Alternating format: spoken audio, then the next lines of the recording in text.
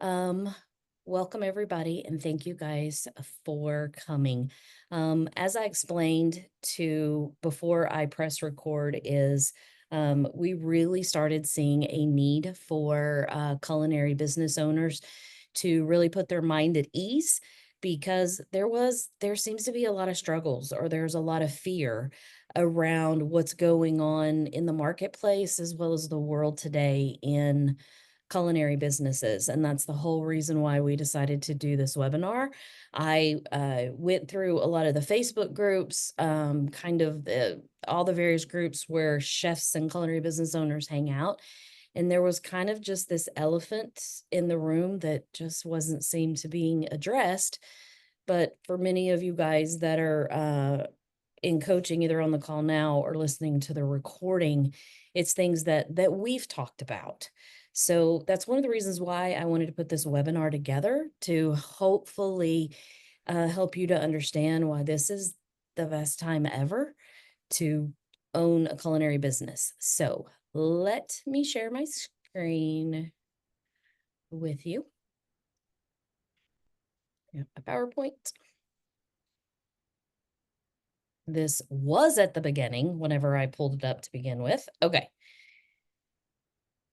So some of the things that we're going to talk about and cover today is not only just identifying those key barriers to growth. The reason why I wanted to do that is because I wanted to let you guys know that everybody is in the same boat. Like, it's not you, it's not that and so many of you feel alone, and it's not that you're doing necessarily anything wrong. We're all in the same boat, and we're all kind of thinking and feeling the same thing. That's why I wanted to do this webinar as well. We're going to look at unique strategies in today's marketplace, not pre-COVID, not post-COVID, but today, what's really going on. Because in all honesty, I don't think we can still blame things on that. Really talking about how to build that growth plan, some pretty cost-effective marketing techniques, and we're also going to look just at some business foundations today as well. As always, it's really hard. I can't see the chat at all as I give this presentation. And you guys know I like this to be very conversational. So please put anything in the chat, comments or questions that you have, and we'll make sure and get those taken care of at the end. Do not leave this webinar today with a question. There is 0 point in that. That is what we're all here for. If I can't answer that question, I'm sure that somebody else on attending the webinar today can help me answer that question as well. So one of the first things, and for those of you guys that have been on my webinars today, I don't necessarily always go by the slides. So if you're that type A business owner that you have a spreadsheet for everything, it's probably going to drive you nuts to listen to me because I will not necessarily go by the slides. They are there to help me more than anything and help me stay on track. So as we have learned, there are some common concerns. And remember that thread that I told you about that's running through either strategy calls or I'm seeing kind of different chatter in Facebook and on the groups. And here's the things that we're seeing right now. It doesn't necessarily mean that it's different in the past, but it's different in the way that it seems to be more of the same things amplified, but in a different way. And I'll explain that. So what we see right now seems to be more cash flow unpredictability. In other words, they come and they go more often than they ever have before. So what I'm hearing from many people is that they just go out of town now at the drop of a hat.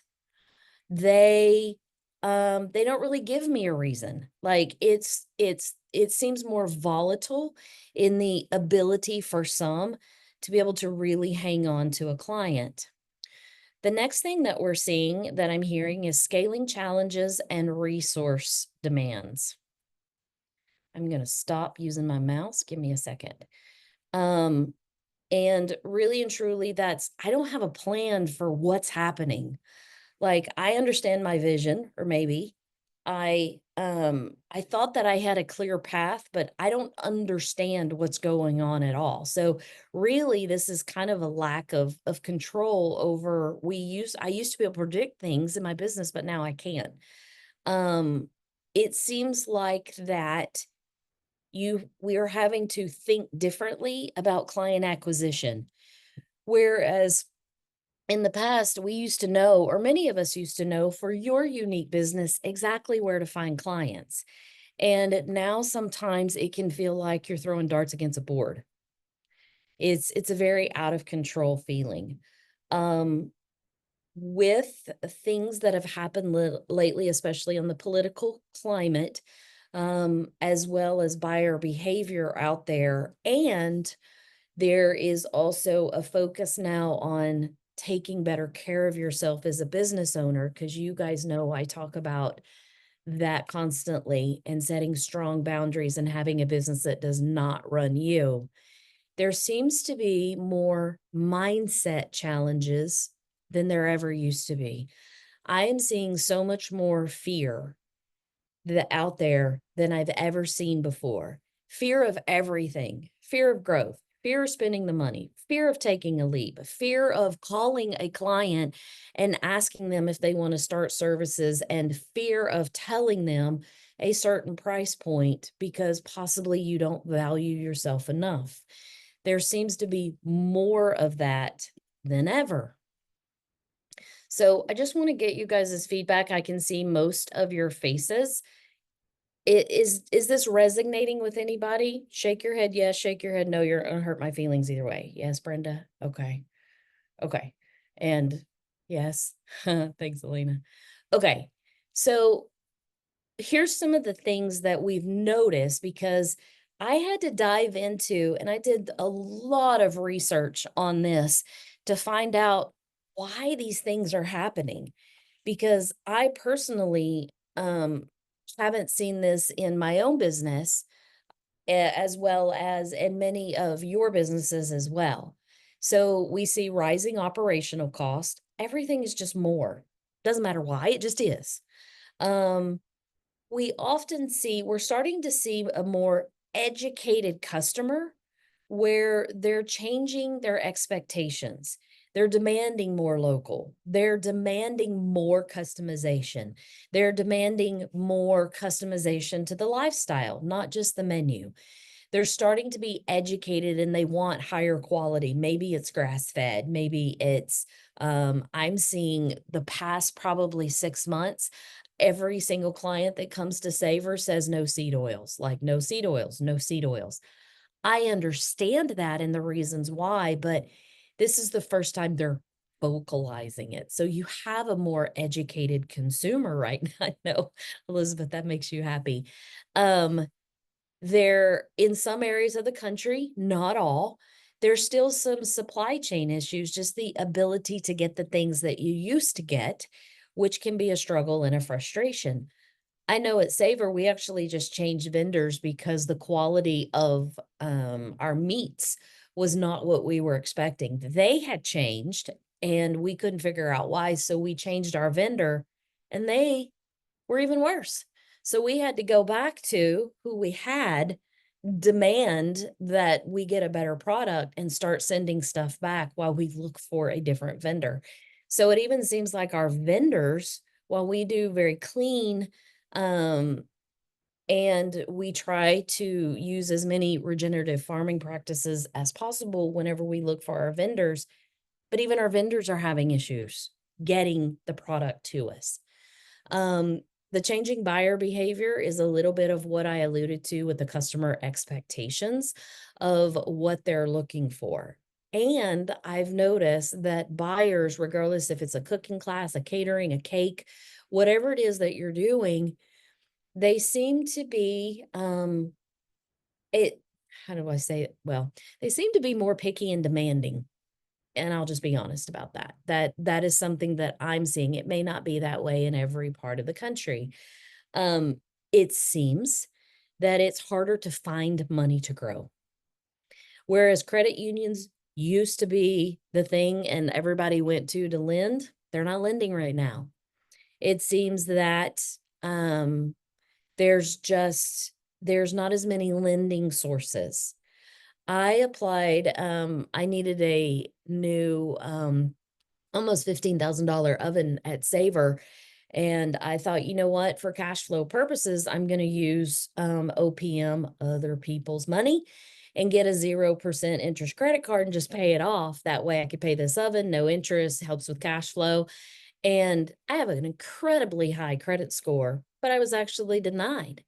When I went back and asked why from my bank, apparently there was, um there was a tax payment, very simple tax payment of $0 that was missed being reported from my admin, and, so they put me not in good standing temporarily. But that's also something that I'm hearing is you never know what you're being marked at as not in good standing. I'm hearing that more and more with the government or your local state. And we all know finding staff is one of those things as well. We've had to really pivot and do some really creative things because we couldn't find staff. So that's some of the things that we're going to talk about today as far as what you can do about these things. But I really want you to know and understand that you're not the only one. Sometimes it's really helpful to hear that. Okay. Market adaptation strategy. Adapt to thrive, embracing market changes. Okay. I'm not going to read this word for word, but I'm going to kind of show you um, something that will help kind of tell this story. What I am noticing with a lot of business owners is that they're kind of stuck in what used to be. Well, it used to work. Well, I used to do this. Well, I used to do that. And here's my favorite one. Well, I just did a brand refresh. Okay. The thing about that is that it doesn't matter. You must adjust, and we've got to figure this out. That is one of the reasons what this webinar is for. You have got to pinpoint a unique niche of what makes you different. It is no longer enough to say that you follow a certain principle or that you're just, because I was telling Elizabeth about this the other day about Weston A. Price. You can no longer just say that, that my business is great because I follow that. Forever, we used to be culinary medicine company. People came to us for that. You know how many people say food is medicine now? That's not enough. You can't just say your food is pretty, you do great customer service, and you use organic ingredients. Not enough.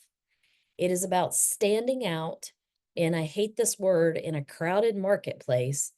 But, and I think I told, was it Liv that I was talking to the other day? I said, everybody's peeing in the same pond and it's getting pretty damn murky.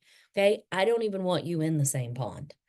I need you to create your own. Is that going to go on a t-shirt? I think it's going to go on a t-shirt.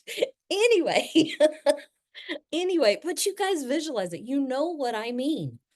You have got to be willing to change into a micro niche. And I'll go into more detail about that. Each one of you have them. It is not good enough to say anymore. You have a personal chef or catering company or cooking class or whatever it is that that and come by my services. You can't do that anymore. Liv, can you let Maya in? Thanks. I'm going to show you again here in a little bit something that's going to kind of bring all this together. As far as aligning offerings with demand, explore customer needs like dietary trends, local sourcing. Here's another prime example. In the first couple of slides, I literally mentioned more educated consumer looking for experience, customizing to their event and their lifestyle. They all want that. You have a more picky, discerning customer now because believe it or not, while each of you are absolutely amazing in what you do, they can get food anywhere. They can get a catering anywhere. They can get a personal chef service anywhere. They can get a cake anywhere. They can go get a cooking class anywhere. What you are going to have to do is you're going to have to start customizing to the client's needs and lifestyle. That is what is going to set you apart moving forward. You have to look at your prices. If you offer packages, you need to ask your consumer and look to see if they are actually still fitting into your packages. Okay. If you're hearing no a lot, then you have to look at the reasons why. Hopefully, you're at least tracking that. If you hear a no, why? So that we can look for those trends in your unique business. But what's really helpful is to watch, believe it or not, while there are some moms groups out there that would scare me, and I'm incognito quite a bit in some of those groups because wow, but you will learn a lot by what they are talking about. It's you'll the reason why I say that is because I go in there sometimes and I'm watching some of the trends, but it's not what they're asking for, it's the behavior of your ideal client. If they're expecting more from their nanny, if they just went to the grocery store and it took them too long, look for trends and buyer behavior in those groups. See what you can do as a company to meet those needs. We'll go into more of that here. Um, so, and that's one of the things where we talk about tapping into trends. Jonathan, who is here on the call that owns Olive Branch, he noticed a trend of that there wasn't a lot of private flight caterers that were organic, that offered a different level of customer service, that provided what he can provide. He added in-flight catering services to his services, and he's doing really, really well with them. Um, Ruth, who's not on the call today, she won't mind me saying this because we've talked about it and I have permission. There was a point in time just a few months ago where, through no fault of her own, many debts became uh called in like immediately. The and she called me and she's like, "What are we going to do? Like, I need a lot of money and I need it quickly." So one of the things that I asked her is I said, "Okay, here's the beauty of what each of you own. You each of you own an ATM. You do. When you have your own business, the beauty is you can go create offerings." I didn't say it was easy, but you do have that opportunity. I said, "What is the one thing that people ask you for that you need to if you could just do more of or have the time, you would make more money?" She goes, "We just haven't had time to do a supper club. Everybody asks us when we're going to do the next one." I said, "Then put everything aside right now that is not currently making you a lot of money. Find the space and let's get a supper club. But better yet, let's list 5 people who always ask, when are you going to do a supper club?" Because of we all have raving fans. And I said, "We're going to build a supper club membership and we're going to sell them into it." And she designed it, she created it, and she immediately put that out there. It was based upon demand of what people were asking for, but she didn't necessarily have time to listen because she was trying to grow a business. Paige of Paige's Bakehouse realized that because of where her storefront in Round Rock, Texas was located, that it is a smaller community. It is. People love her locally there. But what she is attached to is Austin, Texas. Round Rock, Austin, very different places, although they are attached. Round Rock is kind of a suburb of Austin. So she said, "Deb," she goes, I would love to go into a food hall in the middle of Austin, downtown." She said, "But oh my gosh, we can't. It's going to be so difficult for us to go in there for all the reasons." It's like a satellite bakery and it was teeny tiny. And what she did is we got together and said, "Okay, how can we bring you from marketing? How can we bring you places?" She decided to buy a food truck which extended her reach without the high cost of having another kitchen. So she did coffee on the truck. She put her pastries and her bakery items on the truck. But what that turned into is she has a whole nother revenue stream now for corporate accounts. She loves that corporate aspect of it. So those are some unique examples of what people started doing to really listen to the demand. But you know, the key in a lot of these is they were all too busy running their businesses to really lift their head up and have the time that it took to get the next thing going. And Jonathan, I promise you, I'm not trying to be mean. Um, but Jonathan became really busy with his personal chef service. He wanted to do in-flight stuff a year ago. He really did. But it had to be not only the right time for Jonathan, but he had to have the space and the bandwidth in order to do it. But once he did it and he met that need, it was like floodgates opened for him. Right, Jonathan? You glad you did it? Good. I'm glad. Okay. So defining your unique selling proposition, what sets your brand apart.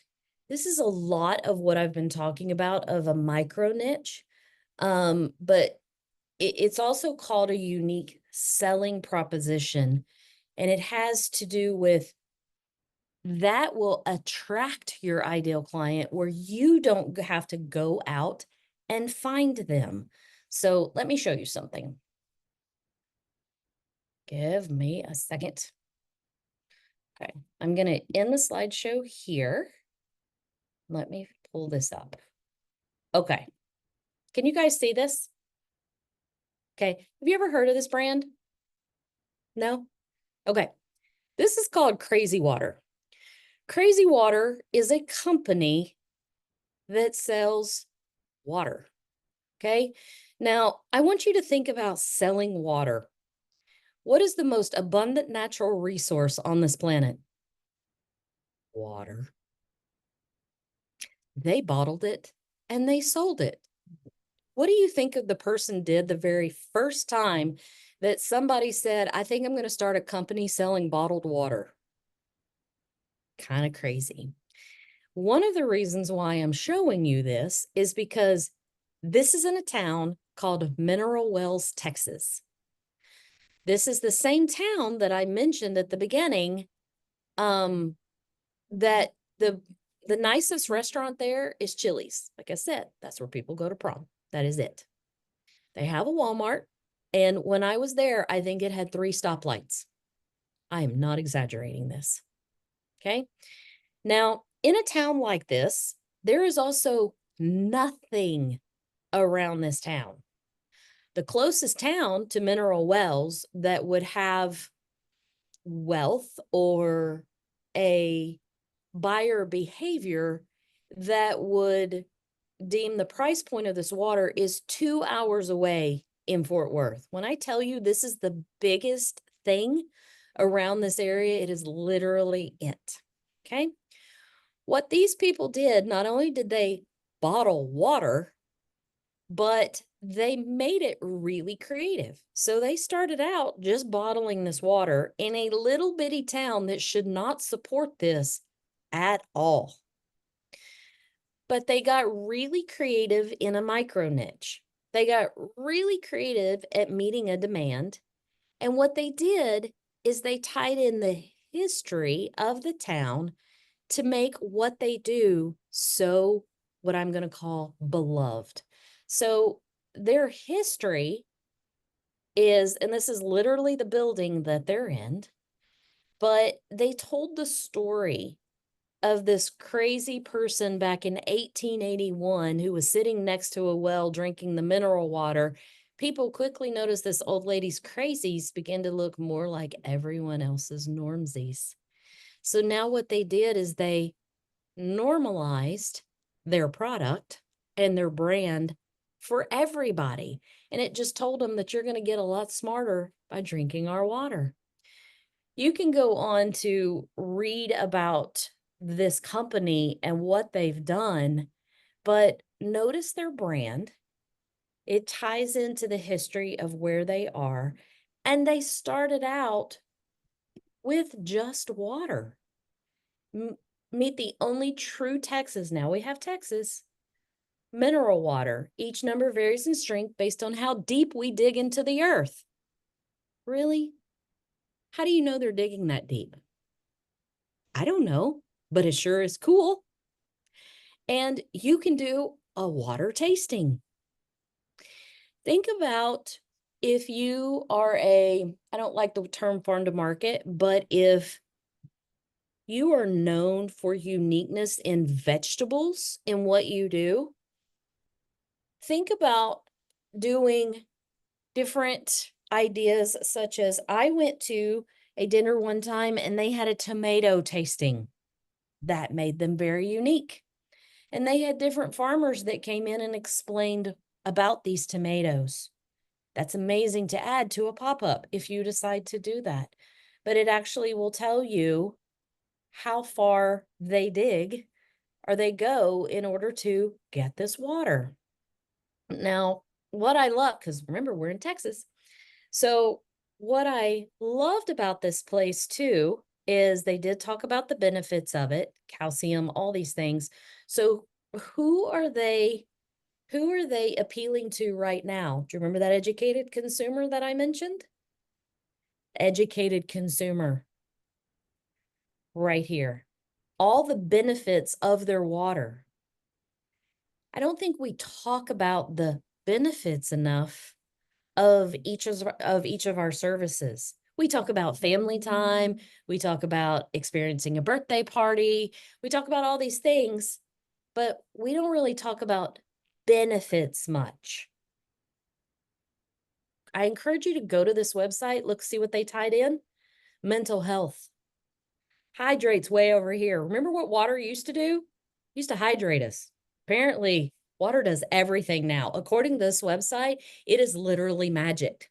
It's going to help you recover. It's going to help you focus. I mean, it's going to help you sleep.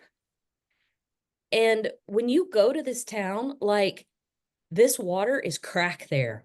It is everywhere, everywhere in this little town. Jonathan, I have to tell you, the other thing in this little town is an Italian coffee shop that only specializes in Lavazza coffee and gelato and is extraordinary. I thought about you. That sounds like my heaven. Dawn went there a lot. So, but what they also did is see this word experiences. Look what they did. They even created a whole bathhouse and spa. But this is a cool thing. We have a coffee and a water bar. Water bar. They're meeting a demand and experience, a brand differentiator. They are not peeing in anybody's pond. They created their own. Their own. They have an online store. Look, they'll even deliver their water to you in this cute little van. But they have an online store where you can buy all these things. But they took a brand that just doesn't make sense and they listened to their consumer in a town where this should not make any sense at all. So I'm going to really encourage you to study this brand because everything that I talked about of what is going on with buyer behavior right now, they're meeting it, all of it. And Jonathan, I have to tell you, because of you and your mocktail program for your in-flight catering, we're now going to add that as an add-on to personal chef services. Mhm. And because mocktails, healthy, being dry or non-alcoholic beverages, it is the thing right now. It's it. It used to be smoothies. So think about these things that they're asking you for that is unique to your brand and think about adding them. But I don't want you to think to yourself, well, that's not going to make a lot of money. It's more than what you have. Now, I don't want you making $2 and $3 here and there, But think about those add-ons, those things that people keep asking you for or possibly leaving you for because somebody else is doing it. Okay, Mhm. just a second. Okay. If you guys have time, go look at what Crazy Water is doing because I was so impressed because I thought they bottled water.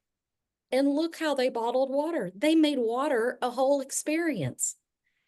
And and I tried to get into their spa and it's booked up for months because it's a travel destination.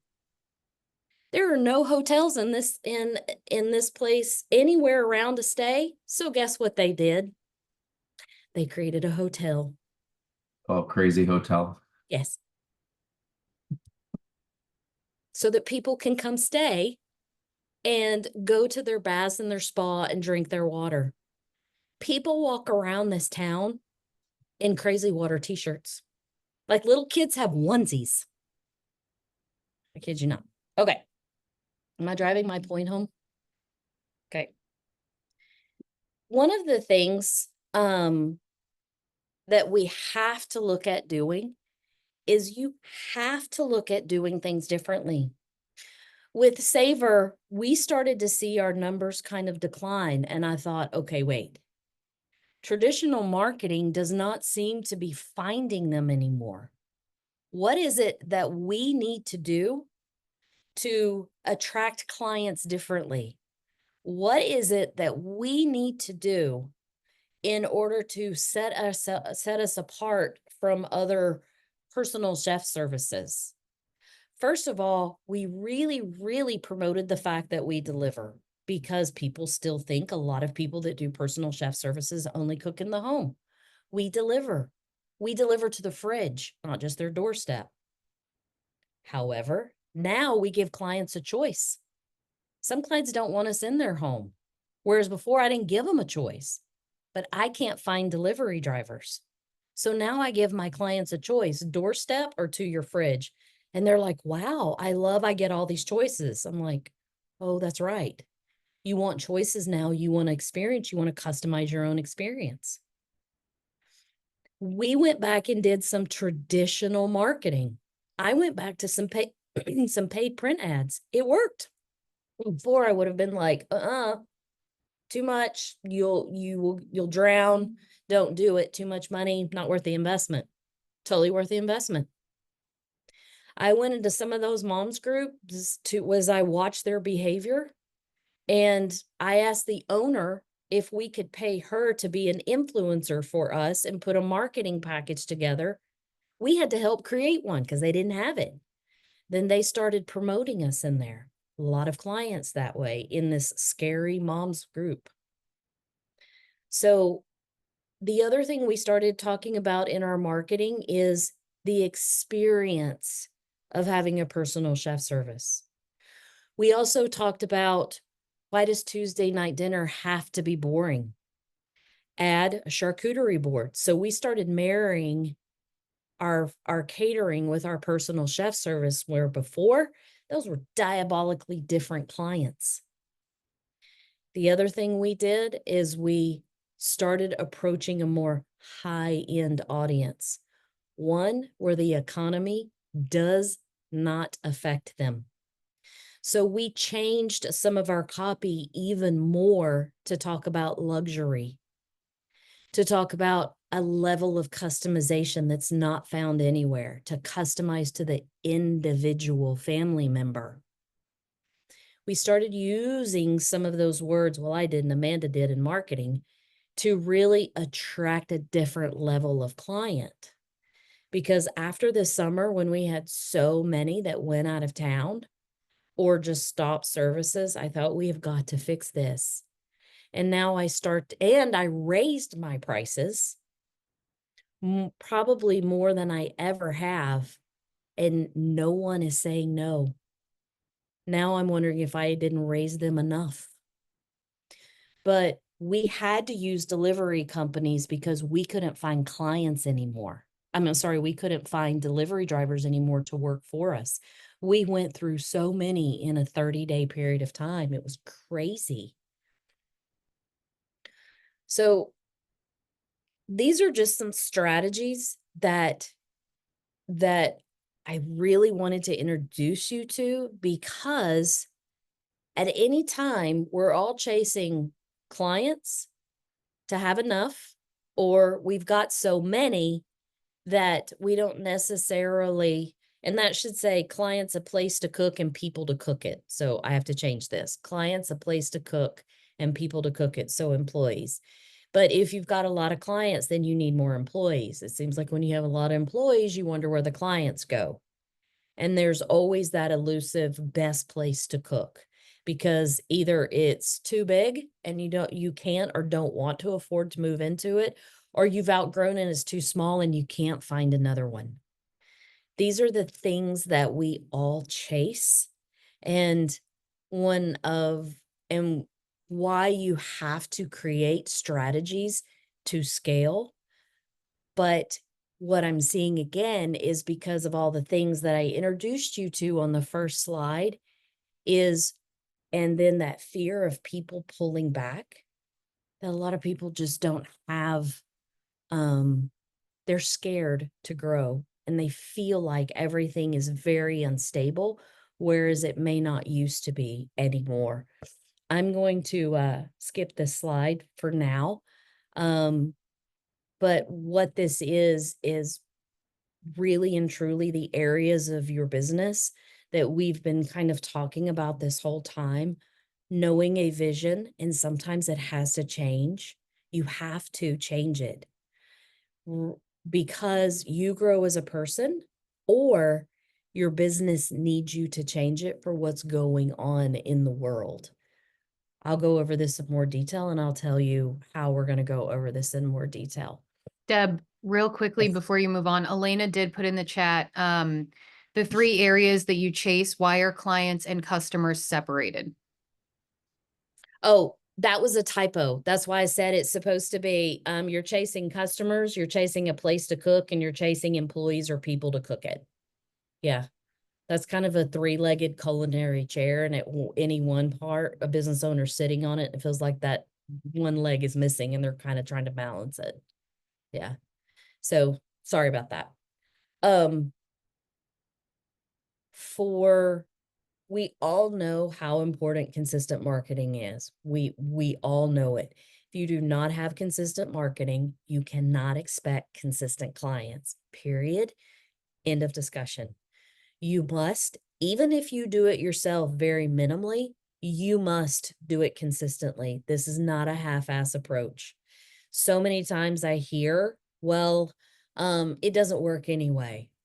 I promise you, the people that are out there that are paying attention to your brand and what you post will hire you. It doesn't mean they're commenting.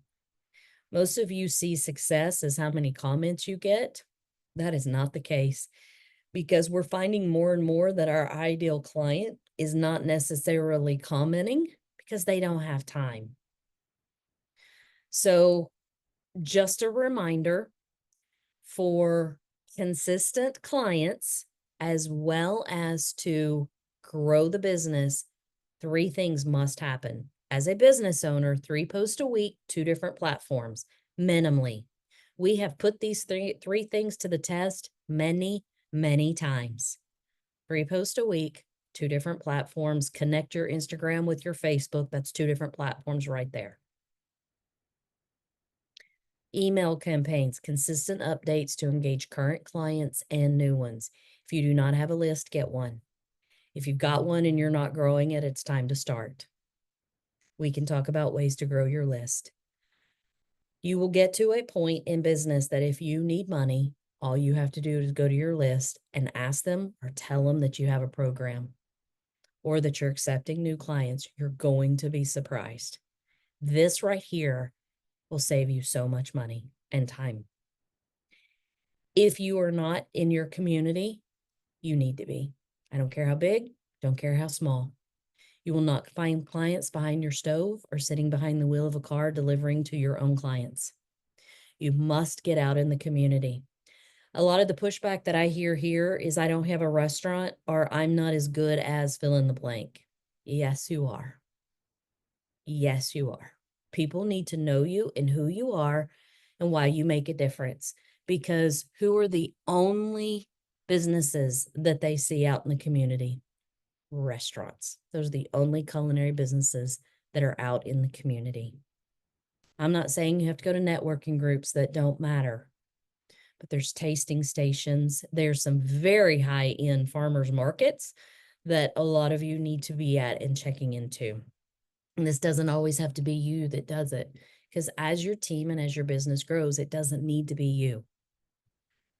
I want you organizing it from sitting on the beach. What's up, Jonathan? I just wanted to let you like email marketing is super it's it's really effective. A lot of us think, oh, just sending an email doesn't really, oh, nobody's gonna buy it. But we sent out, I just wanted to state, we sent out an email stating that we had 5 turkeys left for Thanksgiving. I And saw then that. people start ordering. Yeah. So so it's how you market it, because obviously they want to take the chance to make sure their turkey reservation is set, but it really works. But you have to market it, you know the way I it, like, people are gonna buy it, like, yeah. I saw that email, Jonathan, and I thought, oh my gosh, this is genius. When I saw you sent that out, I'm like, this boy has more than 5 turkeys, but he does not have 5 turkeys anymore. As soon as you sent that out, I thought turkeys are gone because his going to ding, ding, ding, ding. And yeah, that was a bravo moment. I loved that because people are still thinking, oh, it's a couple of weeks till Thanksgiving. I have plenty of time. Hmm. Mm-mm, doesn't Yeah, work that way. I know. Loved that. Thank you for sharing that. sure. Um, I am not going to go into detail about strengthening financial resilience. All that means is that you must know your numbers. And what I mean by know your numbers is first, get a bookkeeper. I don't care if you're just starting out. I don't care if you've been in business a while. Get a bookkeeper. Do not do your own books. I don't even care if you're a CPA and a retired bookkeeper and now you own a culinary business. Do not do your own books. You cannot see the forest for the trees. Don't do it. And once that is in alignment, then the other end of that is use your numbers.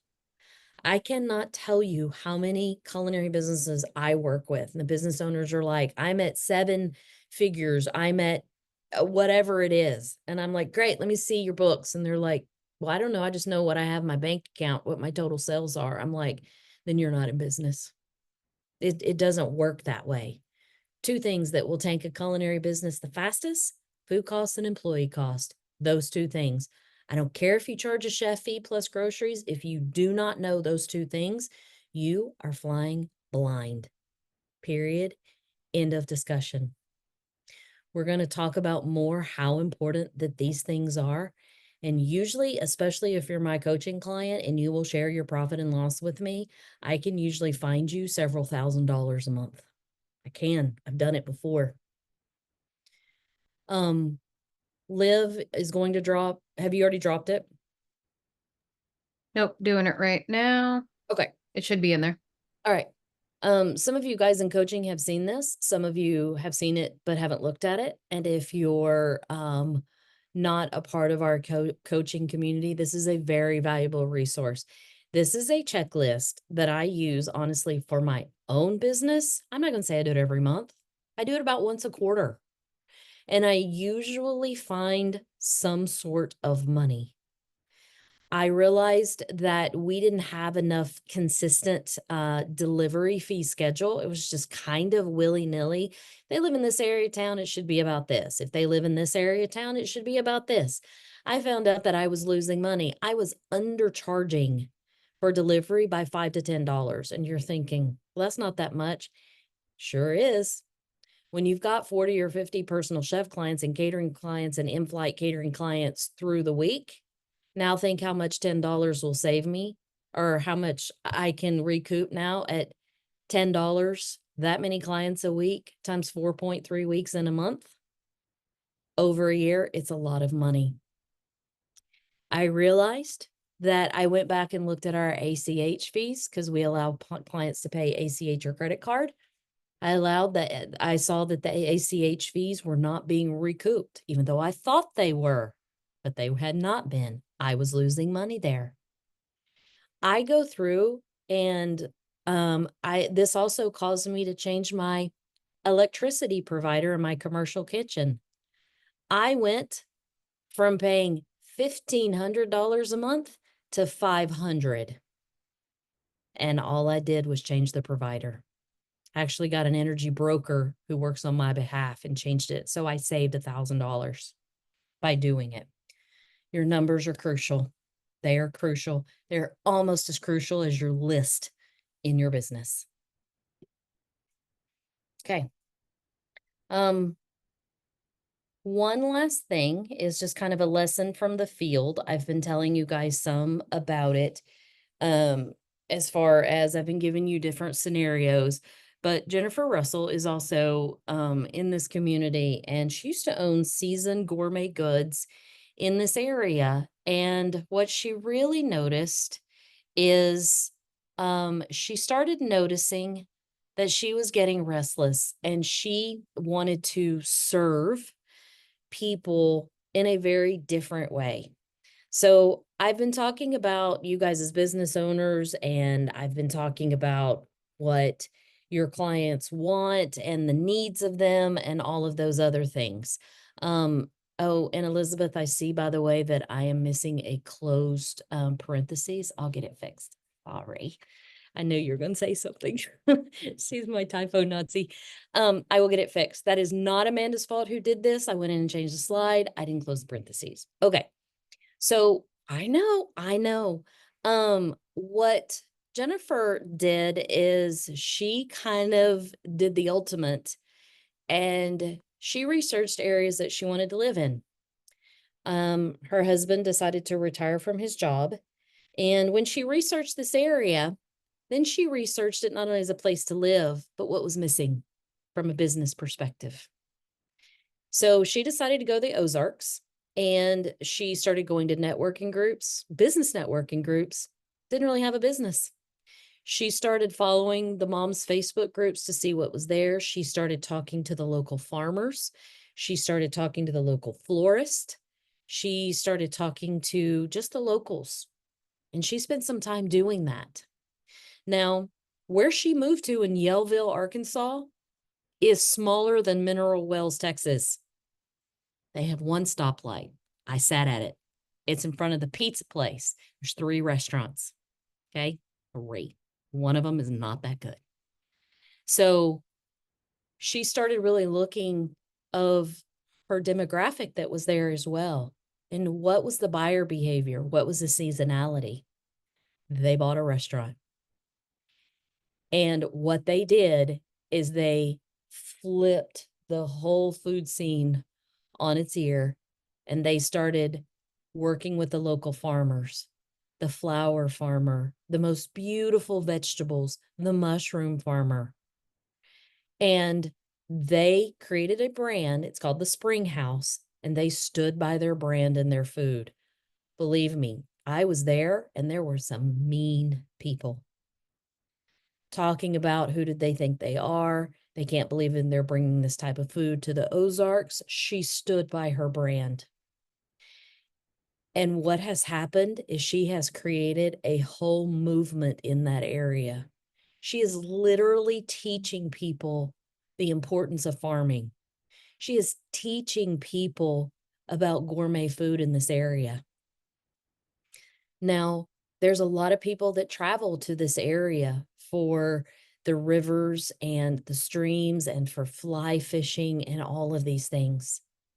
When I was there doing a strategy day with her, people literally walked through the door and hugged this person, hugged Jennifer and her husband for doing this in their community. She has not had a hard time finding employees. Not at all. They want to work there. She changed this community, and it is working out so well because she met the needs of the buying behavior at the time and didn't just decide to do what she wanted to do. It's her food, but she made sure that it was what they needed and wanted as well. And what was so fascinating when I was there on her soft opening, we made sure that there were these little questionnaires. Every questionnaire, they wanted pasta. Every one of them suggested it. She will not do it. She doesn't want to do it. It's not on brand for her, even house-made pasta. She said she will do it every once in a while as a special, but other than that, she will not do it. She goes, that is not what I came here for. She is standing by it, and it is working. So she created not only new revenue streams, because now she has this restaurant. Now she's starting to cater. Now she's booking events.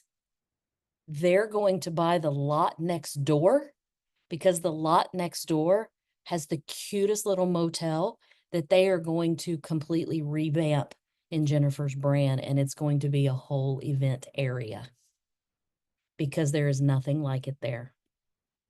Okay. Some of the things that I have been alluding to or talking about, there's no way that we can go as deep as we need to on this webinar. For those of you in coaching, I'm happy to unpack any part of this on our coaching calls. And even if you're in coaching, I'm going to unpack even more of this at Sharpen. Many of you have been to Sharpen. We've promoting Sharpen 2025 now.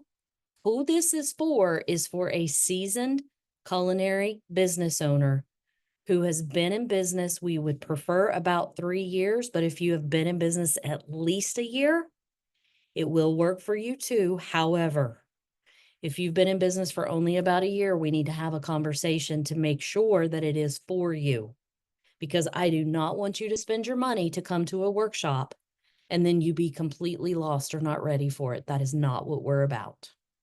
Established culinary business owners. Sharpen is for whether you are fairly new at about 3 years or even seasoned 5 years, 10 years more. What Sharpen does is it creates your foundations for growth. It makes you review your foundations, even if you have come before, to make sure that every single year your foundations for growth are solid, regardless of what level you're at in business. It is not for startups.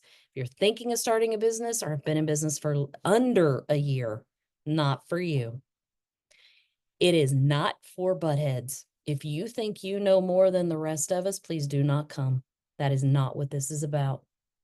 Every single person in that room will give to you, they will support you, and they strongly believe in doing business together and helping you. If you are not willing to share, don't come. And besides, after we have a conversation anyway, I won't let you anyway, because every single person in that room will deserve better. Some of the things that we're going to talk about at Sharpen are not only how to find hidden sources of money in your business, but how to get clients when the shit hits the fan, because it will, and it always does. Creating your vision, your unique plan for your business. Some speakers that we're going to have there is we're going to have a speaker on AI and how to integrate it into a culinary business. So if you struggle with AI, don't know how to use it, want to know how to use it better, or how to use it really well to really help in business, now's the time for you to learn it in an environment that is very accepting and caring, and you can ask all the questions that you want. The other thing that we're going to have a speaker on is understanding tracking and implementing your numbers for faster increased profitability. I always learn whenever I hear from any of our bookkeepers or accountants that we bring in, because this changes all the time. Another person that we have coming is somebody that is coming to talk to you about making sure that you are ready to grow and go into your own space. Now, this is a lease space. This is your own space. She does this all the time to include creating food halls, and she wants to make sure that you're ready. Group discussions, learn from my mistakes. There's going to be an established business owner panel, tried and true hire, building and growing a team from also seasoned business owners. I know that Liv is going to drop the link for Sharpen as well if you haven't already. There's $100 off for you, whether you are here or you are listening to this recording. All you have to do is enter the word uncertainty, since this whole presentation was about an uncertain economic climate that we're all trying to grow a business in. So, one last thing that I always do is I always tell you this. If you sign up for Sharpen, I will make sure that you and I have a call, and I will make sure that you are ready for Sharpen. This is not a, oh, great, you signed up and gave me your money. That is not what we do. I want to get you ready for it so that you get the most amount out of it, and you and I will have a personal conversation. All you have to do is whenever you sign up, I will see that you have signed up, and then I will get your contact information and contact you directly. You can also fill out the contact request form on my website. If you have any questions about Sharpen, I will call you to make sure before you spend your money and leave your family, because things always fall apart whenever you need to leave to grow your business. I will make sure that it is right for you. I think that you guys pretty much have got, because I have repeated it over and over and over again, what this is about, and especially that you're not alone. Buyer behavior has changed. It's a matter of what you're going to do about it, because you can't keep doing the same things over and over again. What I really and truly want to leave you with is this, that through all the people that I have talked to, my mentors, the books I've read, the research I've done, the other culinary business owners, here's what I figured out. This is a moment in time. This is not going to last forever, but you must change what you are doing right now to meet the demands of what is going on right now with buyer behavior, because it did change. It absolutely did change. But for those of you that are struggling and you're also willing to change, and if you're not seeing the return on your investment that you think you should, this is a moment in time. As long as you put your head down and do what you're supposed to do to grow this company, things are going to change. They will shift very soon. It is a moment in time. I didn't say it felt good while it was happening, but very, very important that you look up and see what is right in front of you, and that each one of you have the opportunity to create something different in your business to meet the needs that are out there. Last but not least, if you knew how to grow, you would have already. So I can't tell you enough how important it is for you. If you are struggling, you need better foundations. Even if you want to go from behind your stove to CEO, then I encourage you to come to Sharpen, because we will definitely grow you. Okay. Any questions that you guys have over what I talked about? Is there anything in the chat, Liv? No, there's not. Okay. Covered it all. Okay, so we have a whole workshop for that. We've got lots of strategy calls for that. We still don't cover it all. Cover it for today. Yeah. Yeah. So before I let you guys go, because we're at the top of the hour, does anybody need more clarification over what I talked about today on the call? Anything I said that you didn't understand? Okay. Now I'm going to ask this question. Did this make sense to you? It's really important that it made sense to you. Yes? Okay. Did it clear up anything for you? Did you get anything? Oh, crap, that's why. Anything like that? Yeah. Okay. Yes, Jonathan. Yes. Jonathan, is Ralph with you? Is he on the couch? Okay. I see. I see. Okay.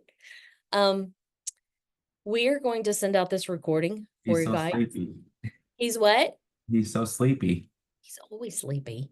He's always sleepy. We're gonna send out this recording for you guys as well. And again, if you have any questions about anything we talked about, if you're in coaching, a strategy call, those of you guys in coaching should come to Sharpen because it is free for you. Plus, we've got some other cool surprises too that I didn't share on this call that Bianca and my whole team have been working so hard on. And then please share about Sharpen as well if you know of any culinary business owner that can find value in it as well. Plus, I feed you and we do some really cool things. Okay. Thank you guys for spending time with me today and coming to this webinar, and we will talk to you all soon. Have a great day, great evening at this point. Bye, everybody. Bye. Bye. Thank you, Deb. Thank Welcome. you, Deb. Welcome.